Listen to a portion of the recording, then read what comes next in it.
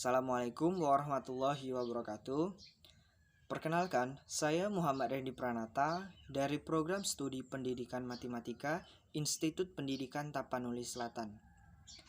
Baiklah, pada kali ini saya akan menjelaskan secara singkat mengenai mata kuliah pengantar pendidikan dengan materinya yang berjudul Paradigma Pendidikan di Indonesia.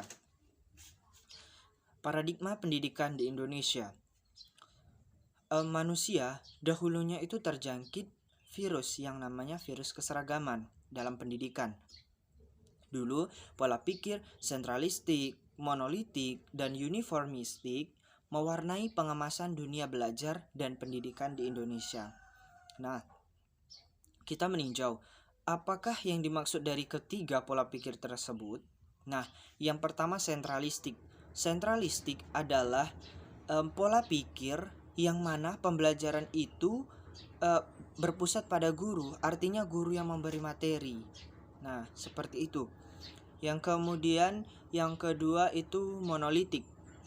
Monolitik adalah pembelajaran yang bersumber dari satu sumber, yang mana berasal dari guru. Nah, apa yang diajarkan ataupun apa yang diberikan oleh guru tersebut itu yang dijadikan sebagai patokan dalam pembelajaran.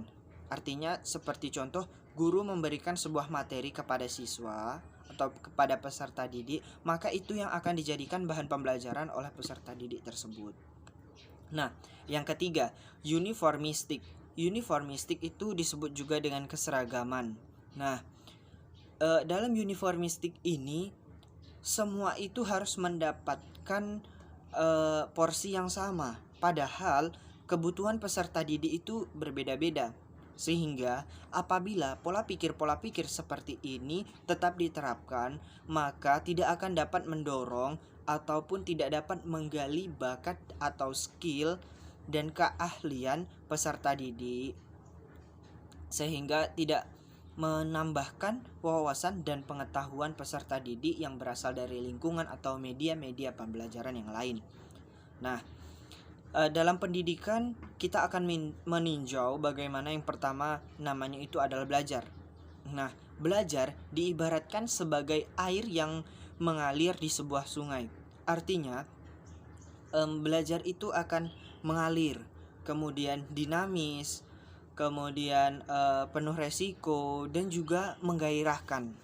Nah, kesalahan, kreativitas, kemudian potensi, ketakjuban dalam belajar itu akan mengisi dalam pembelajaran tersebut, sehingga tidak masalah bagi pembelajaran dan bagi pendidikan.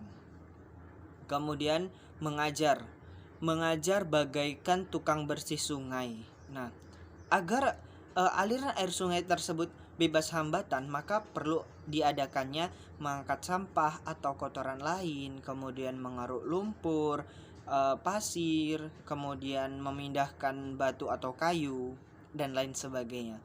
Artinya belajar itu akan terus mengalir, dia sesuai dengan perkembangan zaman. Kemudian dalam mengajar juga itu diperlukan ketulusan hati, kesetiaan, kemesraan, cinta, kemudian kelembutan, sukarela, improvisasi, dan juga pengendalian diri dalam memenuhi pekerjaan tersebut. Nah, jadi dalam mengajar, peran guru itu adalah memberikan ilmu dan juga menghilangkan hambatan-hambatan yang dimiliki oleh peserta didik, sehingga peserta didik itu dengan mudah memperoleh pengetahuan dan ilmu yang diberikan oleh guru tersebut. Nah, berdasarkan standar proses, yaitu sesuai dengan peraturan pemerintahan nomor 19 tahun 2005 pasal 19 ayat 1, yang mana proses pembelajaran ini itu terdiri dari 5 poin: interaktif, inspiratif, menyenangkan, menantang, dan juga memotivasi, atau disebut juga dengan I2M3. Nah, seperti itu. Kemudian kita masuk teori-teori belajar. Nah, teori-teori belajar ini ada 4. Ada behavioristik, kognitif, humanistik, dan juga konstruktivis. Nah, kita akan bahas satu persatu. Yang pertama itu behavioristik. Behavioristik adalah teori belajar yang mengedepankan atau cenderung mengedepankan kebiasaan. Artinya, peserta didik itu diarahkan untuk belajar, bukan keinginannya sendiri.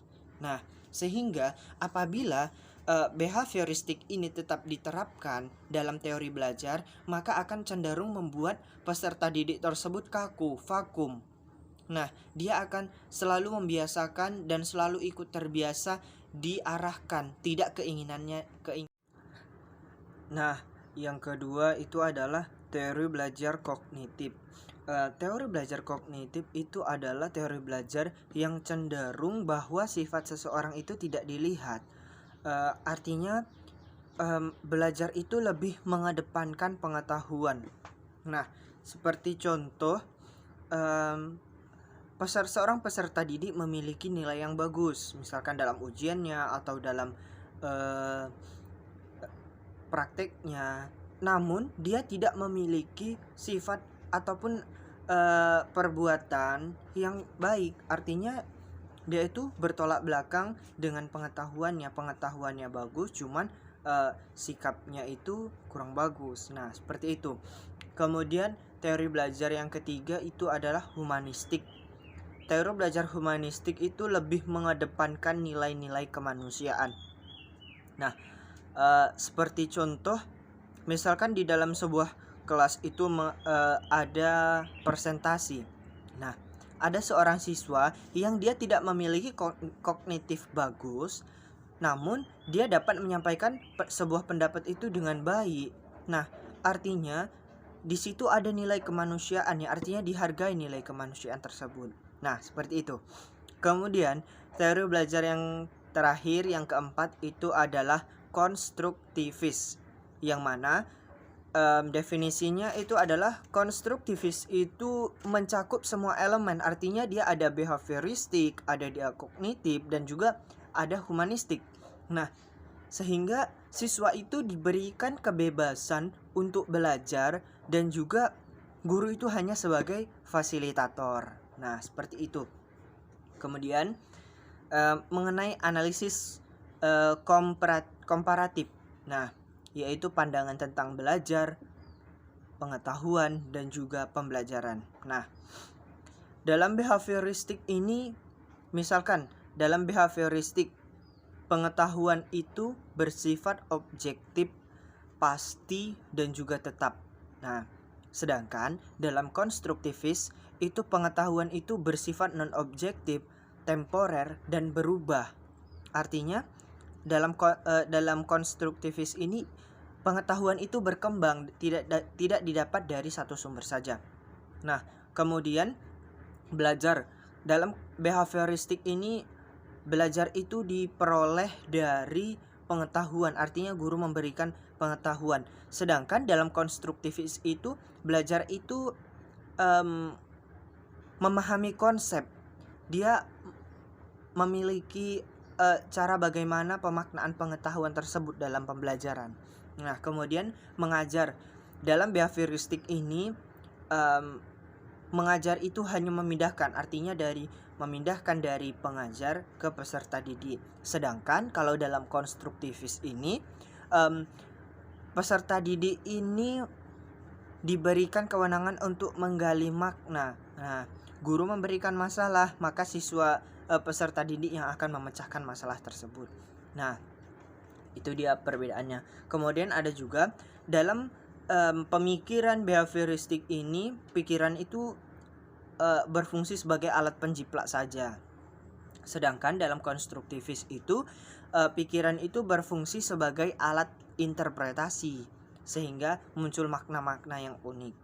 Kemudian mengenai siswa dalam behavioristik ini diharapkan memahami apa yang diberikan oleh guru tersebut. Sedangkan dalam konstruktivis ini, siswa itu memiliki bisa memiliki pemahaman yang berbeda dari guru. Nah, Kemudian segala sesuatu dalam konstruktivis ini tertata, teratur, artinya tersusun dengan rapi, sedangkan dalam konstruktivis ini dapat berubah. Nah, kemudian adapun masalah-masalah belajar dan dalam pembelajaran dalam behavioristik ini ada.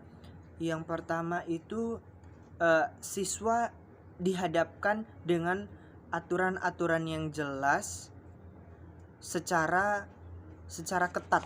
Artinya siswa itu sudah diatur dalam sebuah peraturan. Kemudian pembiasaan atau kedisiplinan juga sangat esensial. Kemudian kalau dia dalam behavioristik, kesalahan atau ketidakmampuan dalam pengetahuan itu dikategorikan sebagai kesalahan dan patut dihukum. Nah, itu. Sedangkan keberhasilan ataupun kemampuan itu dikategorikan dalam sebuah hadiah ataupun dapat dipuji ataupun sebagai pujian. Nah, seperti itu. Sedangkan dalam konstruktivis itu siswa itu dihadapkan dengan lingkungan belajar yang bebas. Artinya siswa bebas mencari ilmu dari segala sumber, baik dari guru ataupun media-media yang lain. Kemudian kebebasan itu adalah unsur yang esensial. Kemudian kegagalan, keberhasilan, ketidakmampuan, kemampuan itu dilihat sebagai interpretasi yang berbeda dan perlu dihargai. Itu adalah sebuah usaha, kegagalan dan keberhasilan.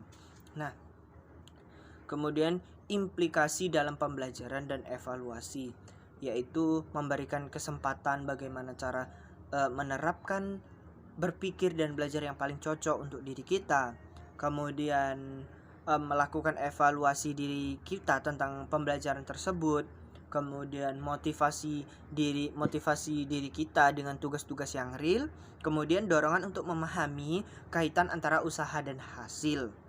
Nah, contoh pembelajaran konstruktivis itu ada strategi pembelajaran konstruktivis, kemudian pembelajaran konstekstual, discovery, kemudian inquiry, kooperatif, kolaboratif, berbasis pengalaman, berbasis multimedia dan lain sebagainya. Nah, demikianlah materi yang dapat saya sampaikan. Mohon maaf apabila ada kesalahan kata ataupun kekurangan dalam materi. Saya Muhammad Randy Pranata mengucapkan terima kasih. Wassalamualaikum warahmatullahi wabarakatuh.